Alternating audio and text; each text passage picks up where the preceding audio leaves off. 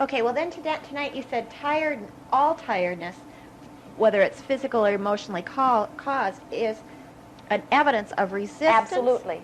Okay, can you help me then clarify? Over the weekend, we went dancing on Friday and Saturday and expended a great deal of physical energy. And on Sunday, I was absolutely wiped out. I mean, I took a nap in the middle of the afternoon, which is very, very, very unusual for me. And I was just really tired. All I wanted to do was nothing. And so your assumption is, and it is a very common assumption, that because you expended great energy before, that it was all used up. And what we are wanting you to understand, do you not find it interesting that you were not tired while you were dancing? Not at all. Instead, you were tired while you were laying on your bed. Seems a bit strange, doesn't it? While you were dancing, you were filled with the energy of the universe. Your intent and your action, your expectation were all in harmony, and so you were tireless, you see. But the next day, what was missing? Decision, intent. So what my inner being was trying to tell me with that feeling of fatigue was to make a decision of what I wanted to do. Precisely. For the day. Precisely. So it doesn't have to be some... Or for this moment. It doesn't have to What be am I wanting to do for the next 10 minutes or for the next hour? So it doesn't have to be some big, humongous thing. In the early days, as Esther was speaking for Abraham, she would speak for 10 or 15 minutes and then felt physically exhausted. She said to her mate, Abraham is using me up too fast. The old thought, I only have so much energy and it is being expended, instead of understanding that energy is always in motion. You receive it and off it goes, in other words. We said to her, what is making you tired is resistance. For she was sitting very still, her eyes were closed, she was not allowing herself to move. It was just a mouth moving, you see. And so we were offering energy. She was resisting. She was frightened. She was not sure what was happening to her. She was afraid to just let it flow. And so her resisting the energy was exhausting to her. In time, she began to trust. She began to trust that we were not going to sweep her away into some other dimension, or that she was not going to grow old and wrinkled and white overnight, as many of the horror stories she had seen. And as she relaxed and started enjoying, then she found it energizing, you see. And that is what you were experiencing as you were dancing, or that is what you experience whenever you get involved in a project, you see. If you find yourself flattening out, it is an indicator that you've lost your way for a moment. And so then stop and rethink what you're doing. Think in terms of what you're wanting to be and have and do. Think about the project. Focus upon the positive aspects. Focusing upon the positive aspects, above all other things that we could encourage you to do, brings energy back into your experience. Because that is your natural state of being. Your inner being exists in that state of pure positive emotion. And so just by deciding that you're going to think positively about something, you naturally put yourself in that mode and right away feel better, you see. Technically, the only thing that ever hinders you, ever, is a conflicting thought. And every time you have a conflicting thought, you have negative response. And so every time you're not allowing, your guidance system is telling you. And so it is a simple thing, is it not, whenever you feel negative emotion, to focus upon the positive aspect of something, and you're back on the track again, and so is your energy flow. Can I comment to that? I notice that when I get up in the morning, sometimes I wake up at 2:30, 3 o'clock in the morning, pretty commonly. Then I'll get up and I feel really good, and I'll write for an hour or maybe 2 hours or 3 hours, maybe listen to the radio or watch a little television while I'm writing, just kind of on the side. I feel really good. And then I go back to bed with Esther and sleep for an hour or whatever, 2 hours. And then when I wake up, like this morning I woke up, I told Esther this later, and I said, I just felt really deflated and really, really flat, and I had no energy. But I looked at the the chickens are storming the gate, want me to come out and do things with them.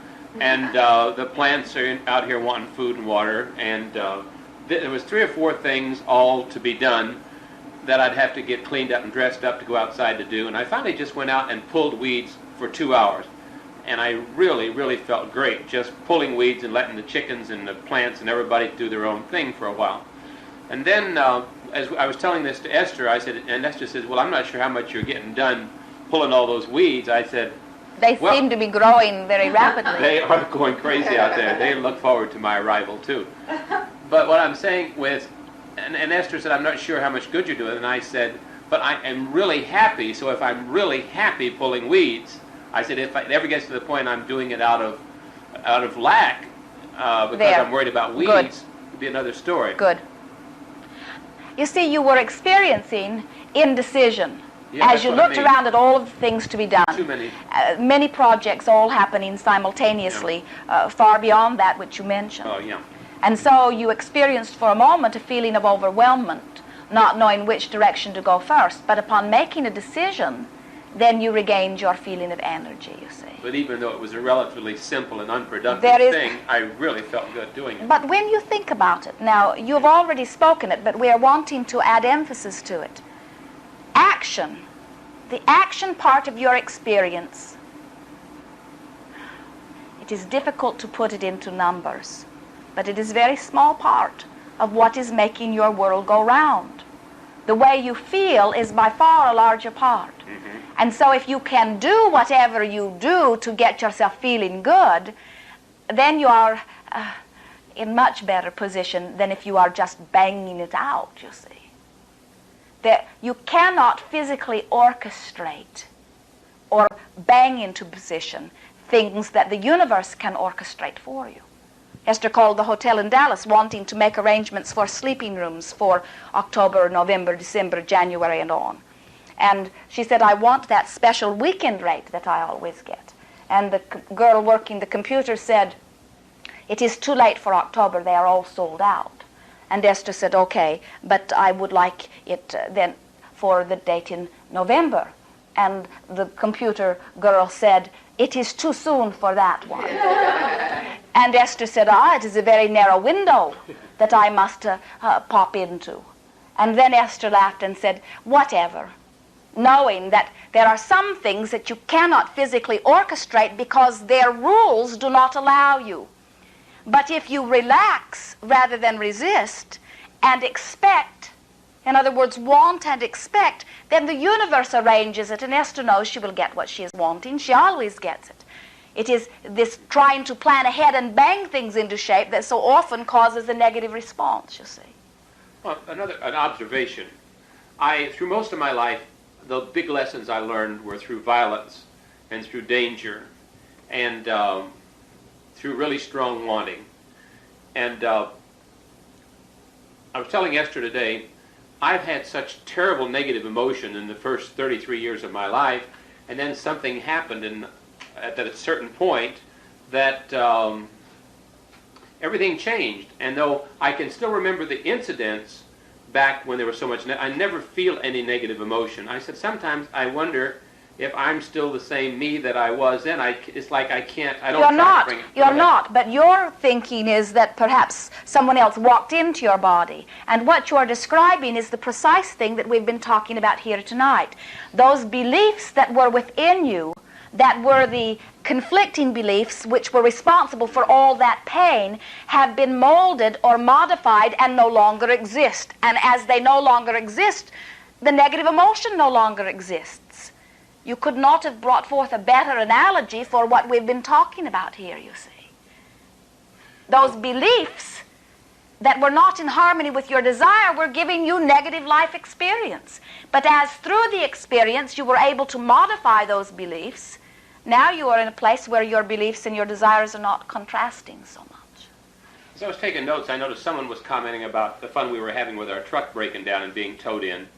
And I think in 3 days, we were towed in 3 places, from New Braunfels with one vehicle and from some place with another and another place with another one. We were just being towed all over the place, and we were just laughing and scratching, and we got to know all the tow truck drivers, and they were calling us their best customers and stuff like that. And then I told Esther, I said, okay, I think I've had enough fun this way, because it's taken a lot of our time too, as well as, just fun. And so as of that moment, there's nothing ever had. Everything just as smooth. It's like a It is miracle. worth pointing something out here. When you're having fun at something, Yeah. you do attract it. But we Yeah. would say to you that it was negative expectation, which is not fun, that was your point of attraction. In other words, one breakdown begets another, begets another, begets another. You were pivoting it into fun. Okay. Yeah. And yeah, maybe because that's you were fine. pivoting it into fun, eventually you stopped having it. In other words, any way you look at it, you can call it fun all you want. You can say, oh, what a fun time we've had. But the truth of it is, you're not wanting that experience, you see. It's And true. so it was the pivoting into a position of feeling better. Yeah, that's right. We had that- fun once the truck was on the tow truck, so to speak. Oh, nothing bad ever happens No, but to it you. wasn't necessarily fun at the moment. There are things you prefer, Right. and you are in the process of discovering Okay. them. Is that not what life is about? That's the other thing I want to talk about. You're losing your audience.